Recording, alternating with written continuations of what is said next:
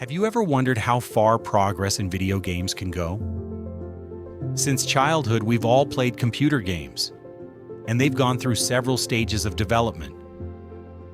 From weak consoles to powerful computers. We play games to have fun, spend time with friends, or relax after a hard day's work.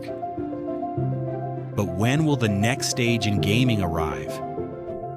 Right now, meet Trill Engine.